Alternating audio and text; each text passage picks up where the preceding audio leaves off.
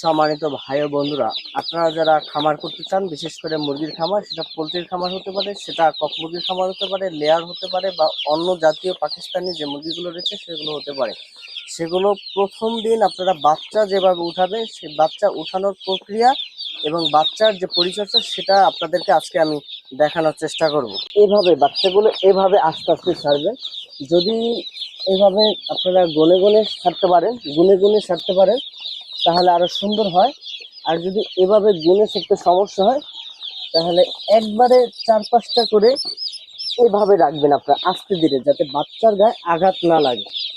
বাচ্চার গায়ে আঘাত লাগলে সে বাচ্চা নাও টিকতে পারে। এভাবে আস্তে ধীরে রাখতে হবে। এরপরে আপনাদের পেপার বিছাতে হবে, খাদ্য সঠিকভাবে দিতে হবে। বক্সের ভিতরে ঠিক এভাবে বাচ্চাগুলো থাকে। বক্স থেকে আপনাদেরকে এভাবে আস্তে ধীরে এভাবে তুলতে হবে। বাচ্চাগুলো তাপ নিয়ন্ত্রণে রাখার জন্য এভাবে একটি বাল্ব দিতে হবে। বিশেষ করে 200 বাচ্চার জন্য একটি বাল্ব থাকবে।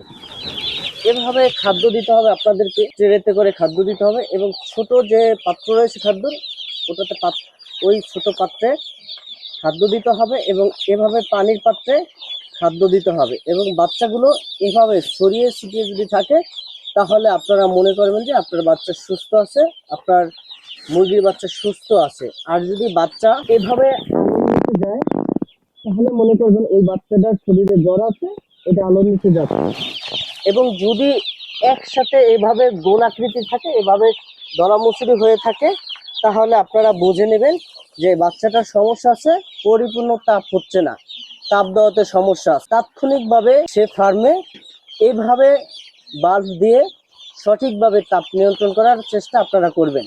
আপনারা যদি যথাযথ পরিচর্যা করতে পারেন তাহলে পোলট্রি, কক মুরগি বা পাকিস্তানি যাই হোক না কেন, আপনাদের মুরগিতে আপনারা অনায়াসে ভালো সফলতা অর্জন করতে পারবেন। এবং এই তাপ নিয়ন্ত্রণে রাখার জন্য এভাবে চতুর্পাশে এভাবে যে পর্দাটি দিয়ে বায়ু চলাচল করতে পারে সে ধরনের পর্দা, দেখুন এটা এপিস ওপিস দেখা যাচ্ছে, এটা দিয়ে বায়ু চলাচল করতে পারে এ ধরনের পর্দা আপনারা ব্যবহার করবেন।